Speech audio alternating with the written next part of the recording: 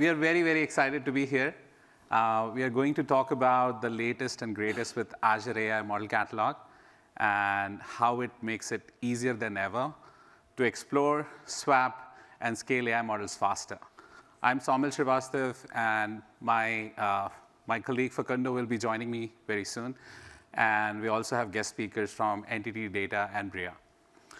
So with that, one question actually, how many of you have already used Azure AI Model Catalog in the past? Oh, that's great. You guys don't count. OK, so we have mixed. That's awesome. I think for people who have seen it, we have some exciting updates to share. And for others who have not seen it, don't worry, we'll cover lots of great stuff to get started with it. All right. So let's dive into the agenda for today. We'll look back at an year of growth and innovation. We'll cover some new models we have on the catalog today, and look at the tools that makes it easy to find the right models and use them, and then talk about a few enterprise-ready features. And of course, we'll bring it all together with video from Bria and demos, including one from NTT Data. So this past year has been an incredible journey of innovation and growth for Azure AI Model Catalog. At Ignite 2023, we announced general availability of Model Catalog. And we also introduced Models as a Service in partnership with Meta's Llama models. This was a game changer, as it gave you an ability to get started with GenAI projects very quickly. And then, over the years, what we did was we have been expanding the Azure AI Model Catalog very rapidly. And we have launched 50+ models on Models as a Service and 250+ open source models in partnership with Hugging Face and other model provider on our managed compute offering.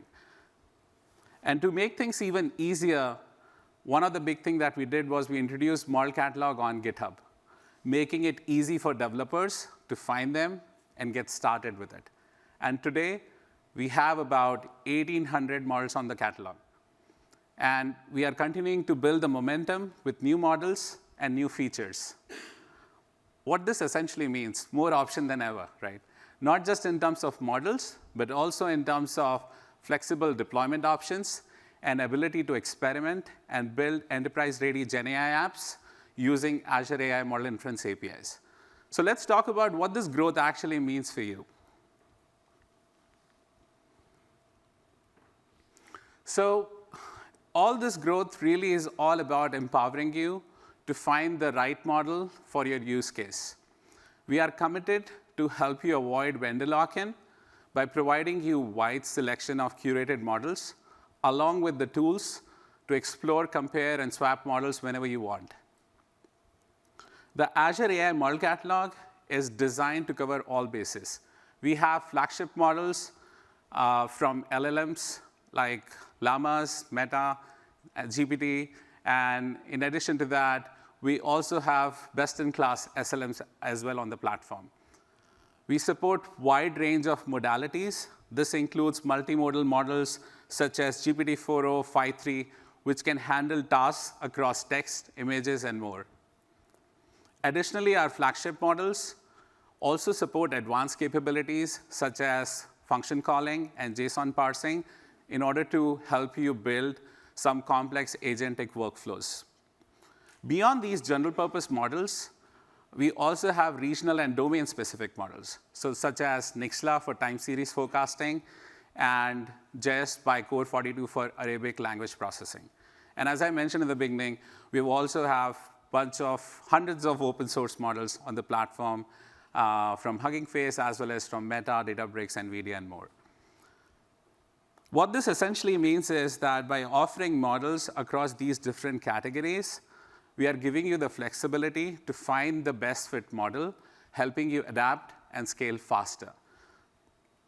I want to take a moment here and say that this last year has been truly great in a sense that with all the support from model providers that we have been closely working with, we have been able to continuously expand our model catalog. And so huge shout out to them, and thanks for their collaboration.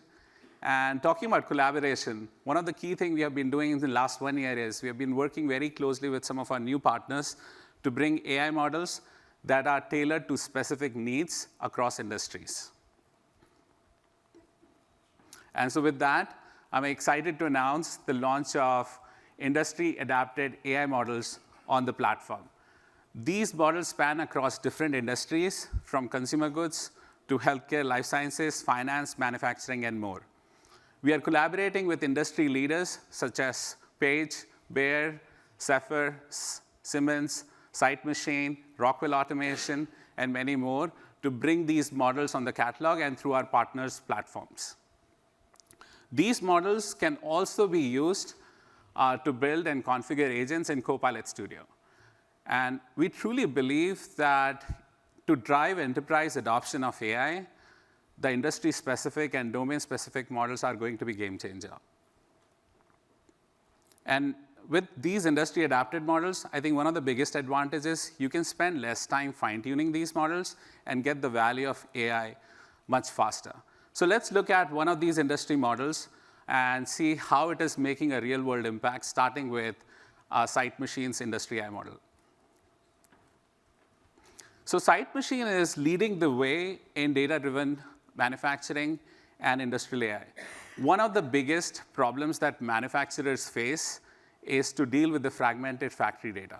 How do you connect these data points to the enterprise data system for doing any advanced analytics on them, and as well as build some sort of an end-to-end optimization across sales, supply chain, finance, and production?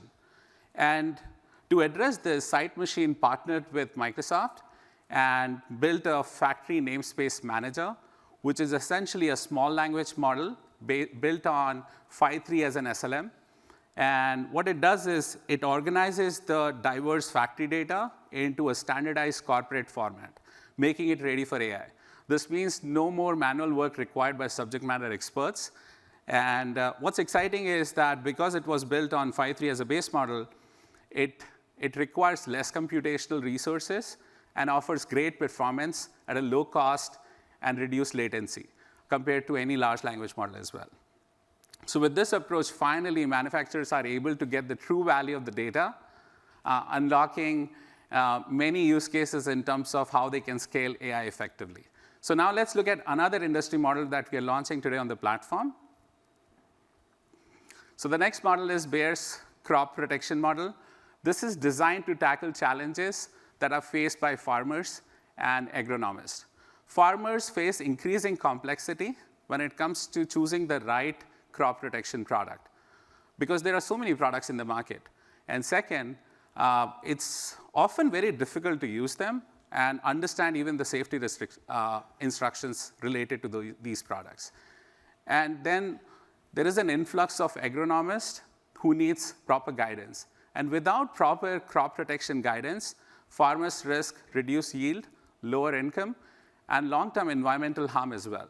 So to address these challenges, Bayer partnered with Microsoft and to develop a 3.8 billion parameter crop protection model, which is based on Phi-3 small language model.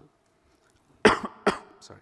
The uniqueness about this model is that it has been fine-tuned to understand the agronomics language so that it has a nuanced understanding of intent detection and understands the domain-specific responses as well. With this powerful model, Bayer is empowering the agriculture industry to drive productivity, efficiency, and sustainability.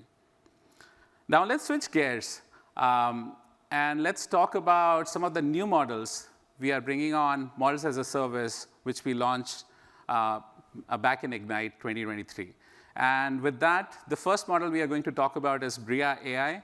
And to talk about the model and about the company, let me invite the CEO of Bria AI, Yair, on the platform. Hey, thank you very much.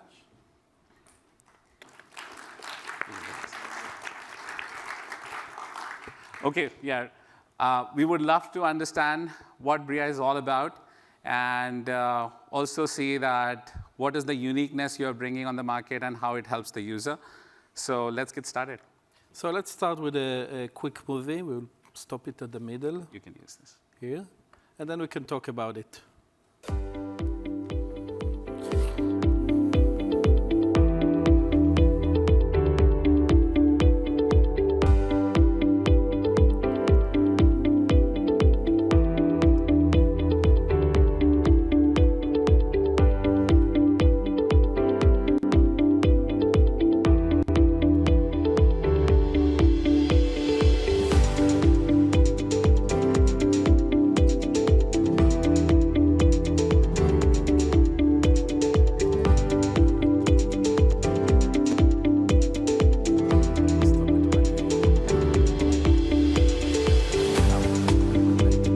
Great. Okay, that was great. Yeah. Yeah, before even we start talking about the model, is it possible you can share brief, what does the model do, and how users can use it? So the model is a part of a platform for developer built for a visual application, any type of contact application. What it's unique about it, it's as a full platform from no-code, low-code, API pipelines, all the way up to source code available. Nice. But what is really important is that it took the responsible AI approach, and every piece of data that we used in this model was fully licensed for this training, for this platform, with no copyright, privacy, trademarks, infringement at all. So I think that this is one of the things that is unique here. Oh, that's awesome. But basically, a best combination of quality and responsible AI. That makes it awesome. And That's flexibility. Great. Yeah, absolutely. Yeah, so I think let's just deep dive into what the company does, what the platform is about, what the product is. Would love to hear from you. Excellent. So again, it's a full platform. We are so excited that one of the models of the platform, the FAST, is now as a model as a service. The FAST is a combination between latency, quality, and responsible. But in this platform, you can have all of the components that you need in order to develop something with visual generative AI. You have the photo editing and photo generation suite. You will have tailor generation, fine-tuning to create something according to your brand or your style.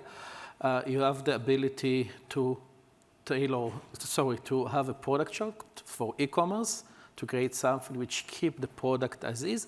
And there's more feature that you can go and see. But what is important is the model behind the data.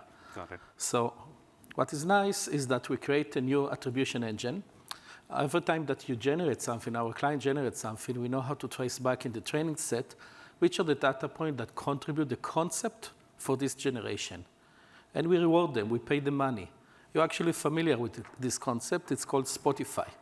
So if you think about it, this is a Spotify for generative AI, but instead of having that on a single data point, it's about the concept, the forest, the kids, the sunset. So for this specific generation, 73 images will be rewarded behind the scene for you. And we have agreement with literally all of the data provider, Getty Images, Shutterstock, Alamy, Deposit Photo, all of them. So that solves the privacy and the copyright issue. So maybe in a layman's term, can you explain like what is this attribution engine? Why is this important in the context of using the model?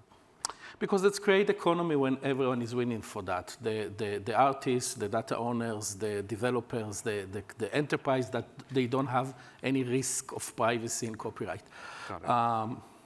You want to develop something that will end up in production. You don't want to be surprised. You don't want to create famous people or to privacy issues. And you definitely don't want to shut down your product after you launch it because it generates Nike logo. Yeah. So it solves all of this problem from scratch. You cannot generate President Trump. You cannot generate Nike. It was not in the training set. Okay, makes sense. Sounds good. So moving on. And it's part of the responsible AI approach because we have agreement with all of this worldwide data supplier. We have a fairness and bias. But maybe we should move to the use case. Yeah, I would love to understand about the use case, yeah. So maybe I will show you some use cases. Again, the source code is fully available at Hugging Face in the Microsoft Marketplace. And we're actually number 2 in one of our models this week in Hugging Face, which is nice.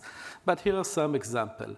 So for the tailor generation, we see companies in the retail space that tune the model to generate asset from their specific requirement. So it's not about generating something which is generic. It's about creating this Sherman Bears for Proctor or this Liddell style visual.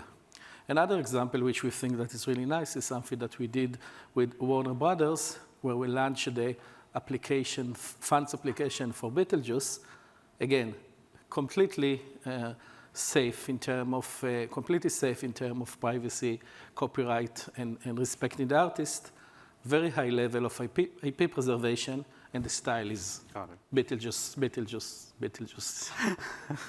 That's great. So great that I can use it for text to image.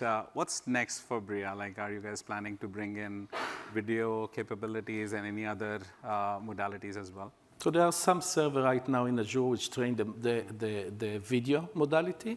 It will be a small video modality for different approach, for e-commerce, for human interaction, for illustration. We're going to have the same principle on music, but what is really important is how to incorporate premium content like Marvel, like Lady Gaga, like, I don't know, Mickey Mouse, and then you can generate something which is premium content in a controlled way where all of the rights are settled down behind the scene. That's awesome. Thank you very much. Thank you very much. Us. Yeah.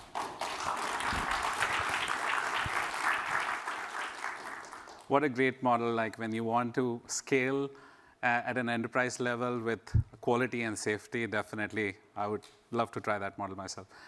Okay, so the next one, new model that we are launching today is from Entity Data, and please welcome Kenji. I love your attire. Thanks for joining us. Yes. And I'll hand it over to Kenji to talk about what exciting thing they're doing right now. All right. Okay. I'm Kenji Motohashi from NTT Data. I'm so excited to be here to give a presentation about one of our GenAI services, which is Tsuzumi on Azure Mars. So I'm head of the Global Generative AI Office in NTT Data. I'm responsible for the transforming clients' business as well as our business with generative AI, and leading various initiatives such as the GenAI asset development and the GenAI talent development and public relations and marketing, etc. So let me ask one question here. Please raise your hand if you know about NTT Data. Ooh. Wow. Wow. Whoa, so many people. Feels like more people than who knew about Azure AI Model Wow. Catalog. That's this great. is why I'm wearing this one. Thanks for promoting our catalog. Okay, let me introduce a little bit about NTT Data. So NTT Data is one of NTT Group and also global top 6 IT service provider. So we have more than 200,000 professionals, and our annual sales is more than $30 billion US. And also, we are third largest data center providers, and we have the fourth largest IP backbone. So NTT Data is unique and true full stack IT service provider that can provide consulting, application, operation, along with the strong infrastructure capability. So NTT Data has become in alliance with Microsoft for 25 years and has the global system integrator partner since 2023. So we have more than 50,000 certification and also 20 Microsoft expertise. And also we have strong AI practice, which is 40 years AI R&D and working for LLM and the generative AI more than 5 years.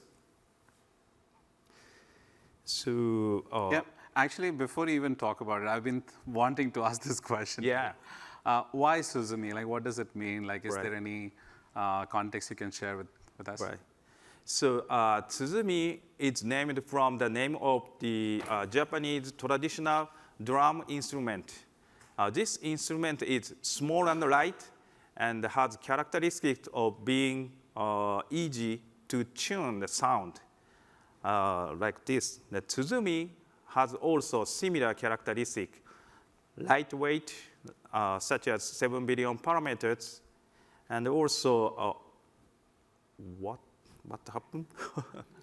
Okay, high Japanese performance language, and also the easy fine tuning, and then the match model. So Tsuzumi has been GA today in Azure Marketplace in Japan. And also, it can be immediately, easily deployed and also available on Azure environment with pay-as-you-use model. And also, easily fine-tune and set up content filter thanks to Azure AI Studio UI. From now on, I show the demo how Tsuzumi works and highlight its main differential features, including Japanese knowledge and fine-tuning capabilities. The first, Tsuzumi, I'll focus on the Japanese knowledge. Tsuzumi is familiar not only Japanese language, but also Japanese culture.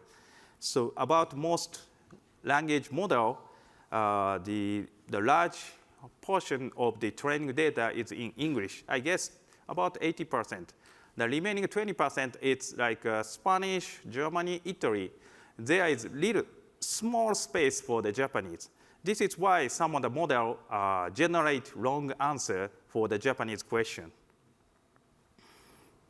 So in this example, we asked other 7 billion parameters language model, which has same size parameter of Tsuzumi, about the person featured on the new 10,000 yen banknote. Here, we can see that this model does not provide an accurate answer. It's wrong answer.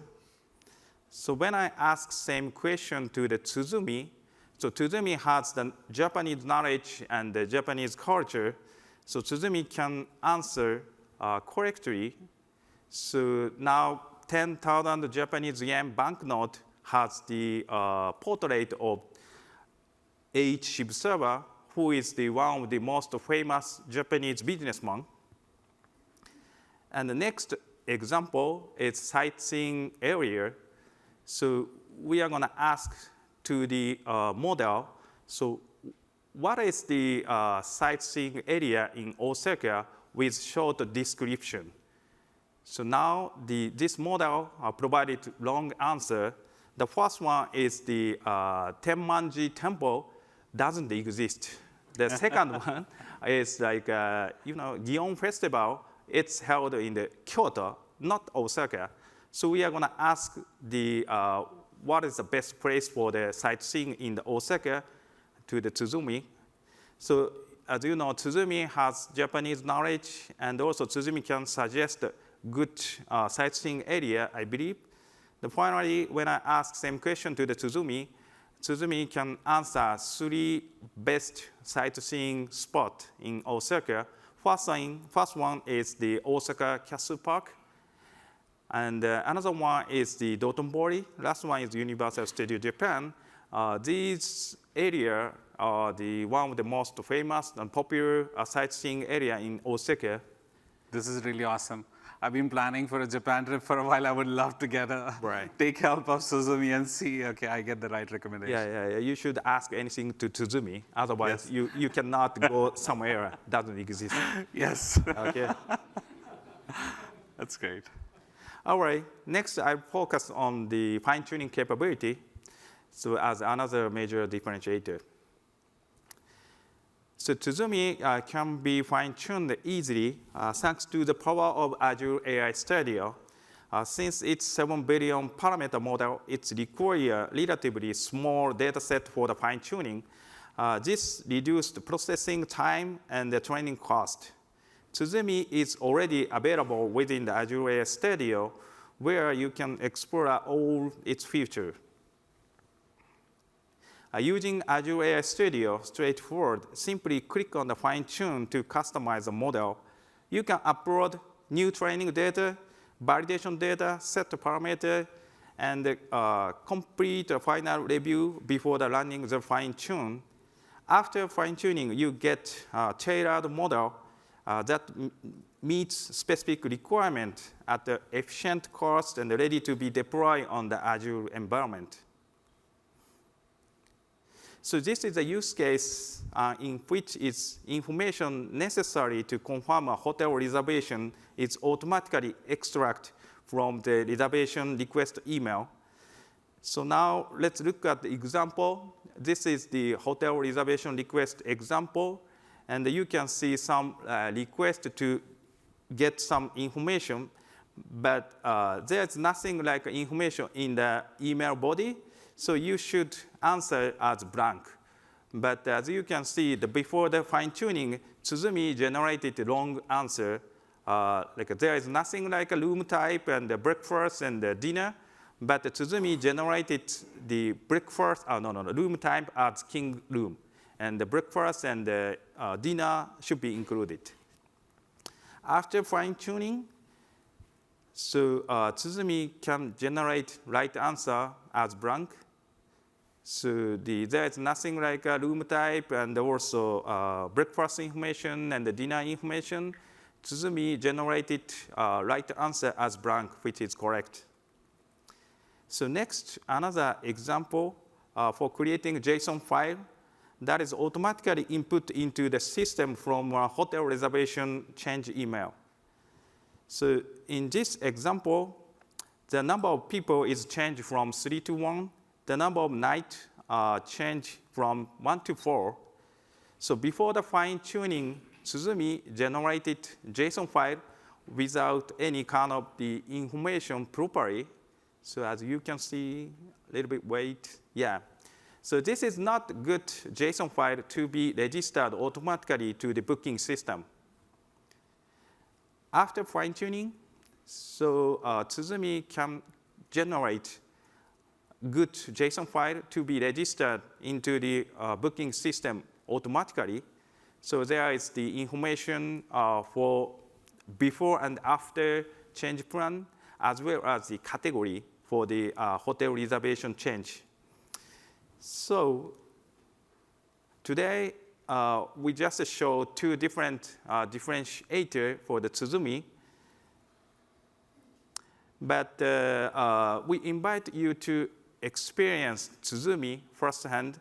So we have a booth on the expo. So you can come to the booth and you can see the live demonstration with Tsuzumi real time. So, so I'm excited to show more Tsuzumi's capability on the booth. Awesome. Okay. Thank you very much, Kenzie, for joining. This is great. Definitely, please visit the booth. I will be visiting to do my travel planning for sure. So that's Facundo Santiago that I mentioned in the beginning. He's my colleague, and now he'll be helping me to sort of see all the tools that we talked about in action. But before we do that, just a quick approach that we believe is very helpful when you are thinking about making the right choice about the model. I think it all starts with asking the first right question. What do you care about? What are your specific needs? What kind of data you're working with? And the next important step is defining a specific criteria around success and failure. Like what is the kind of an outcome that you really want to focus on? Is it the speed? Is it the accuracy? And then when you've thought about the questions and you've thought about the criterias, then do a short list of the models that you want to evaluate further. By following this structured approach, you can definitely save a lot of time and find the right model which aligns with your goals. But this is all great in theory, and would love to see how Azure AI Model Catalog helps in this journey of choosing the right model and ultimately building a enterprise-grade Gen AI application. So Facundo, can we talk a little bit about what tools do we have on the platform and then go from there? Yeah, definitely. Next. Yeah, thank you. So usually you need two things in order to create intelligent applications. The first one is good data, and the other one is great models. And that's the reason why we have put the Azure AI Model Catalog at the center of the experience when you go to Azure AI Foundry. Basically, the model catalog is based in these 4 pillars that will allow you to select the right model for the right job in each of the cases. The first one is benchmarking. That allows you basically to have an idea about which are the capabilities of a given model and what it's capable of. The second one is being able to evaluate the model on your specific use case, on your specific data. In the case that you have a very niche scenario that requires fine-tuning, that you really need to have cutting-edge performance in a very specific situation, then fine-tuning is there as entity data show us here to fine-tune and nail the performance on that specific task. And finally, in order to be able to use any of these models and switch from one to the other easily, you need a common inference API, a common language that you can use so you can sweep a model without having to change in all your code. This is great. Is it possible we can see these capabilities in action? Yeah, definitely. Let's go to my laptop. We're here in Azure AI Foundry. As we mentioned, the model catalog is at the center of the experience. And here we see all the model selection that we have available for us to choose from. Models are organized by inference task. That means that you can select models for embeddings, model for chat completions, model for image generation. So we have a couple of options there. Also, they are organized by industry. As Sunil mentioned, we have industry models for agricultural, healthcare, manufacturing. So if your use case is really on that vertical, that's the way to start. And finally, our models are organized by collections. So if you already know that you want to try out a model from Entity Data, from Meta, from Mistral, from Cohere, you just go to that model selection and you start to explore them. Let's actually go and select one of them. We're here in the model collection of Meta, and let's select one of the most powerful models that Meta has, which is Llama 3.1 405, which is a 405 billion parameters model.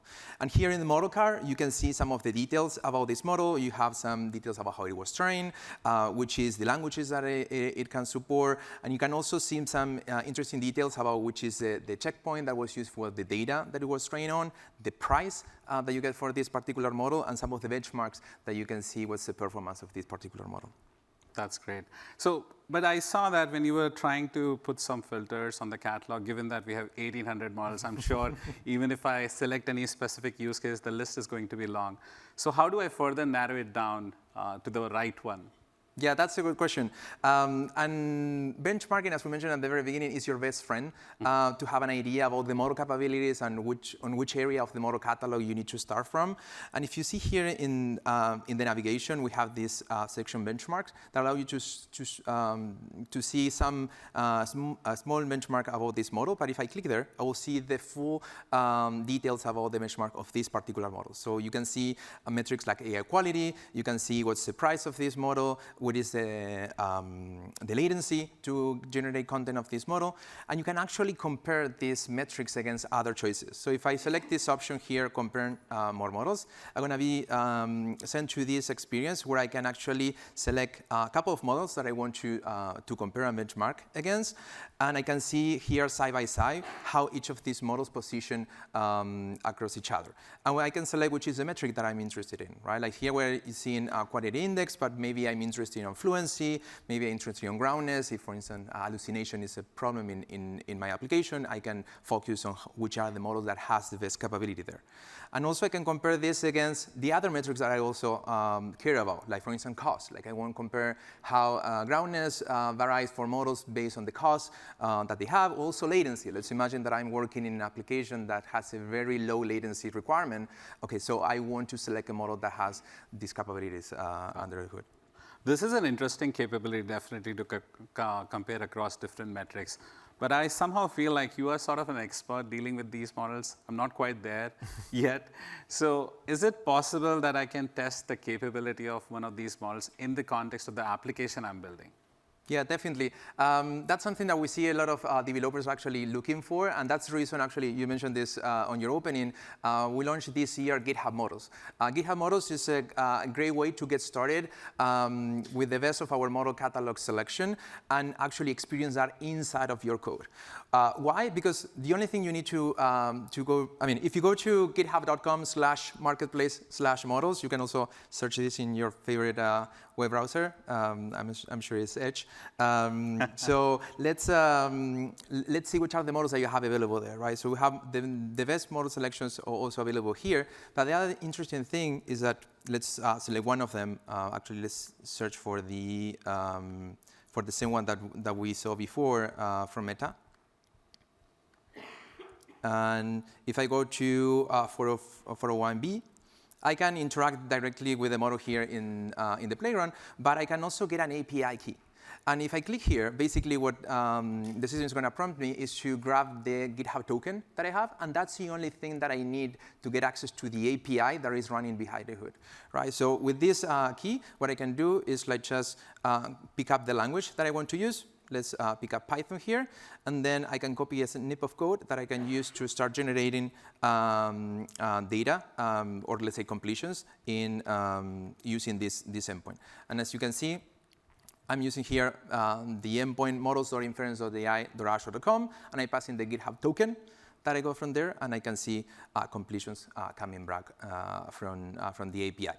And if I change my mind and I don't want Llama 3.1, I want to try out Mistral Large, that's all it takes to now check the Mistral Large model. The only thing is I change the model parameter as part of the SA API. Okay. So basically what you're saying is I can use these endpoints in my application, but is that something that's all I need to do, no need to worry about anything, and I can use it forever?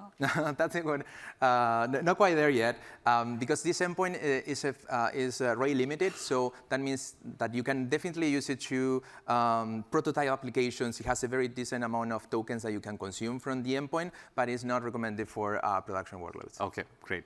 I definitely feel a lot more comfortable that I can now try before I make a final bet on any specific model. But what if I want a solution that is not constrained by these rate limits? Yeah. So in the same way that you can deploy, in GitHub models, you have access to all these models. But in Azure AI Foundry, you can actually deploy any of these models and have full control about which models are available to you and under which configuration. So actually, let's try to deploy this particular model, Llama 3.1 401B.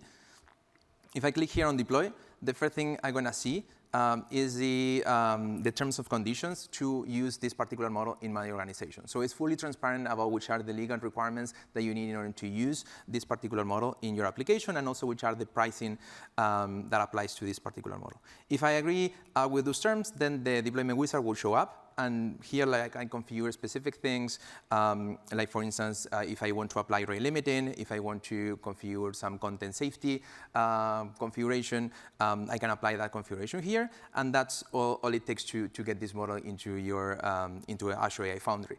And the interesting thing about this deployment option is that it's using our model as a service offering, which means that deploying this model doesn't incur in any cost, because we don't provision any hardware or any compute to run the model. You are being provisioned with an API that you can use to consume the model, and you're billed per token. Got it. So basically, when I want to test out a model, I start with GitHub. I can start with GitHub. Mm-hmm. And when I'm ready to put things at scale in production, I can use Azure AI Foundry. Exactly, and with all the enterprise warranties that the platform provides. Got it, got it. But one of the interesting things you showed us that in GitHub model, you can easily switch between models. Is that possible to do it here as well? Because there are so many newer version of models keeps coming in.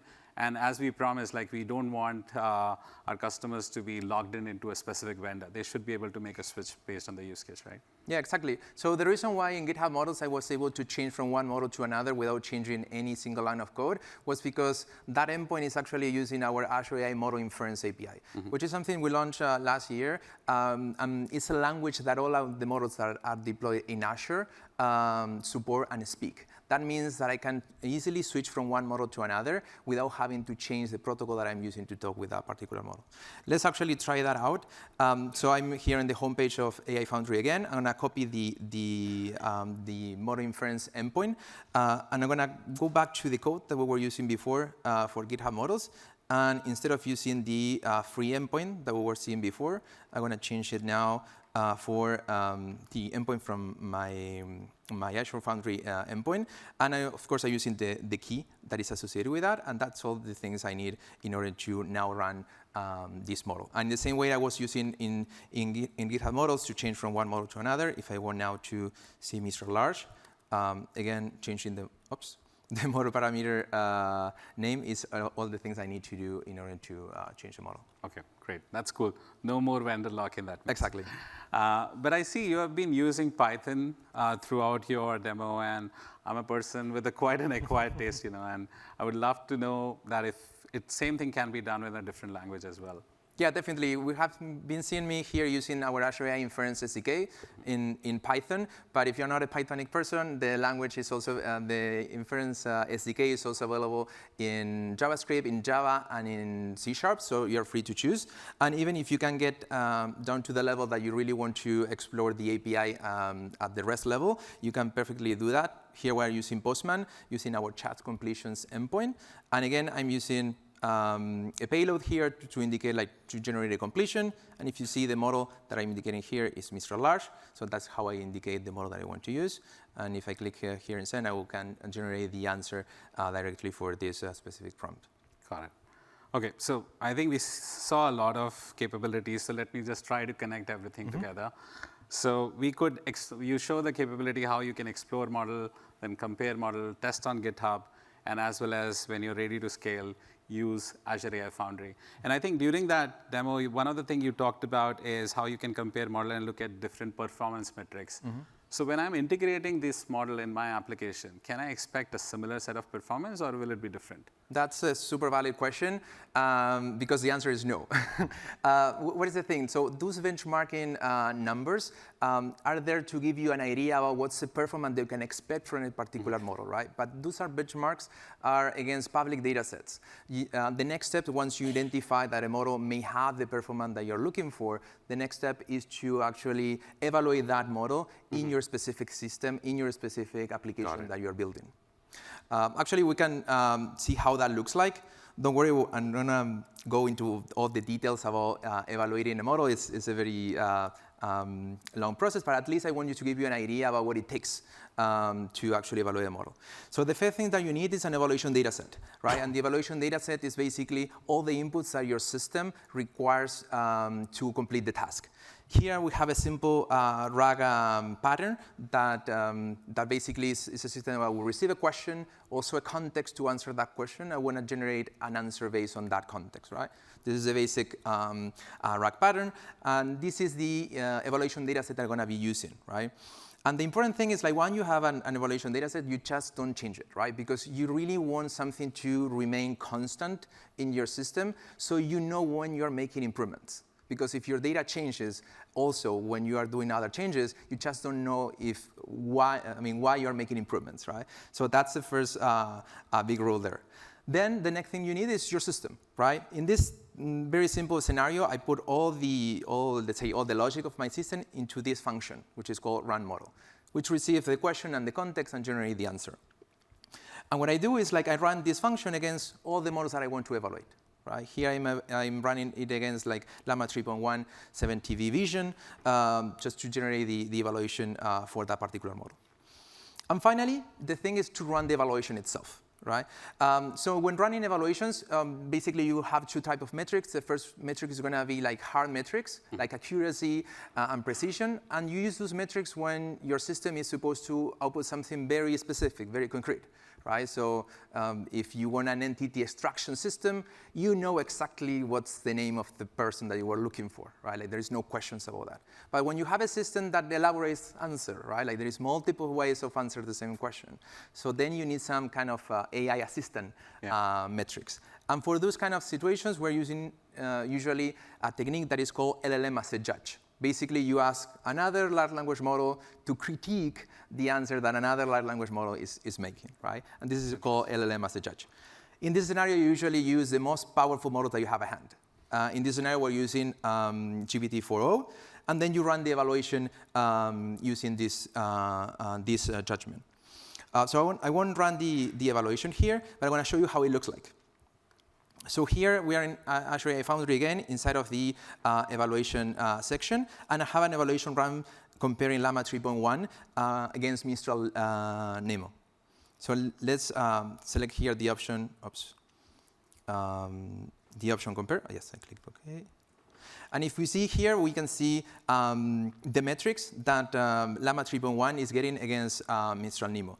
And the interesting thing about this view is that there is no clear winner. So if you see Llama 3.1 is actually better at groundness, but it's worse at relevancy. So that comes back to your point about like, you really need to know what is important in your particular application.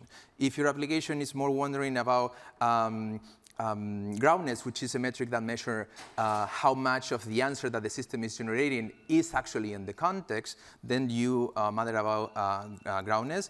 If you care more about relevance, which is how much of the answer is actually related with the question that the user did, then you take care of relevancy. Got it.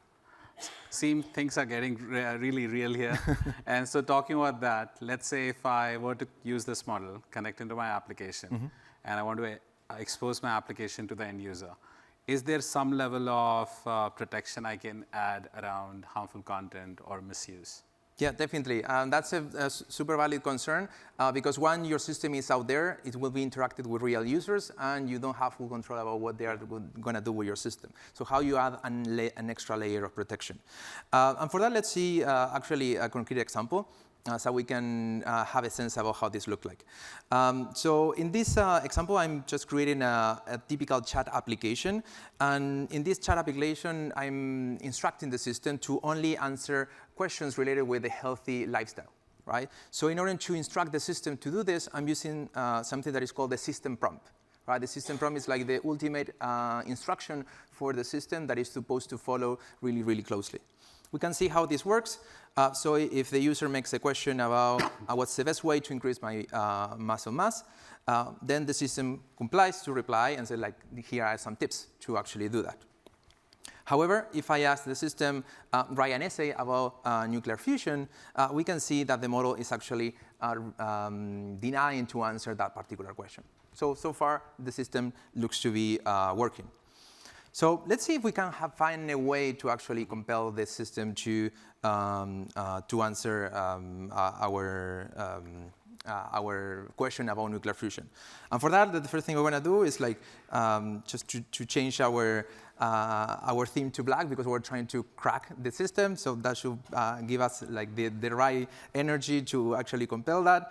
This may not work. I just want full disclosure. So what I'll be doing here is using one of these jailbreak techniques that will attempt the model to forget about the system instructions and follow the instruction that the user wants. It's using one of the techniques. This is not an ethical hacking course, but it's using some adjectives in the prompt so to compel the system to reply to us. So let's see if this time we can see the model to reply.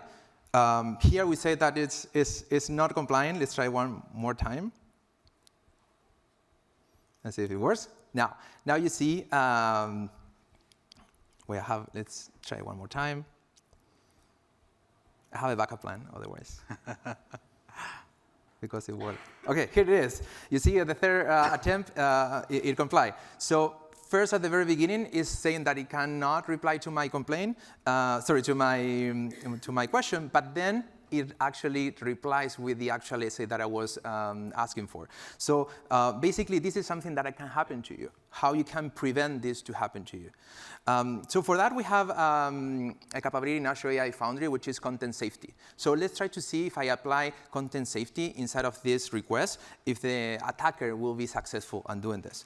So I'm going to get back to AI Foundry. I'm going to go to the section Safety and Security. And here we have something that we call content filters. And content filters is a way to configure which are the security safety that you want to put to any specific models. By default, we turn on a lot of features there, but we can configure something specific. So let's go there to this content filter. I'm going to be doing is turning on this feature, which is prompt shield for jailbreak attacks. So if I turn on this on, and I click next to apply to the model, let's try to see if this actually, now the attacker will succeed on their attempt. So I'm going to go back to my code. I'm going to try to run the same prompt.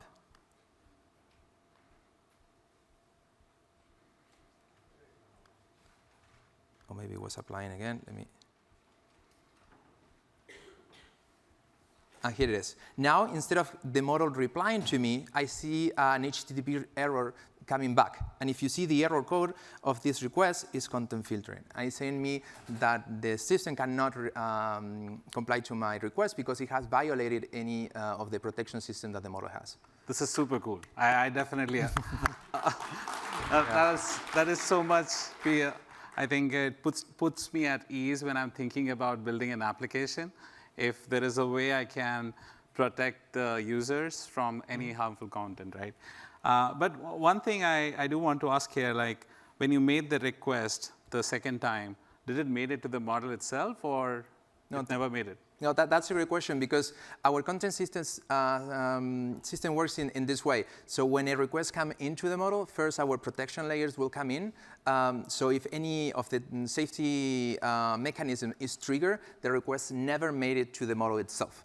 So that's two good things because first, it prevents the attacker to go through, but the second one is you're not billed. So you don't have to pay for that completion that the user was trying to abuse on your system. So that's also an interesting thing. And in any case, if the first layer of protections fails to catch the attack, then if the model generates some content that is harmful in any way, like it violates the language that it's using, then the safety mechanism are run against the output of the model, right? So you can have another chance to catch the attack attempt. Awesome. Thanks a lot, Facundo, for walking us through the different tools. This was super insightful. OK, so with that, let me first change the screen with that. And yes, so with that, last key announcement for the day. One of the big announcement for this Ignite session has been around Model Catalog is a BYOM capability, which is bring your own model capability. It enables you to integrate any Azure AI models that are deployed via Model Catalog into Copilot Studio. We heard from our makers, like one of the biggest challenges in the maker community was, how do I optimize the performance of Copilot by integrating with the custom models in addition to GPT, depending on the use case. And now this is what it is designed to address. And there is a detailed session on this, so definitely look for that session around Copilot Studio and AI Foundry together to learn more about the feature and capability. And lastly, I just want to bring everything together, which is like what makes Azure as a platform unique in terms of enterprise data, privacy, and responsible AI and content safety. In terms of the data privacy, your data is safe and protected. None of the prompts or completion data is shared with the model provider or even used for training purposes. So that's definitely one of the critical things to keep in mind. And in terms of security, we have partnered with the Hidden Layer. And what we do is all the curated models on the catalog are scanned for vulnerability using Hidden Layer Model Scanner. And we are continuing to expand the usage of Hidden Layer across other models as well. And lastly, another thing that we do is we enable you to set up a private virtual network so that you can make sure that your data is never exposed to the internet. And you can also leverage Azure policies to essentially decide which models makes to the production and which model should be used in dev and test, because not all models are designed equally, right? So you might want to decide that at an enterprise level. That's about it for this session. There are a bunch of related sessions that I would highly encourage you to go and attend.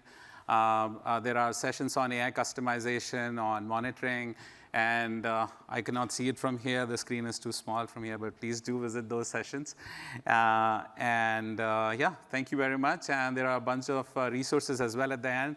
Definitely look at it, look for it, and provide us feedback if you have any. Thank you.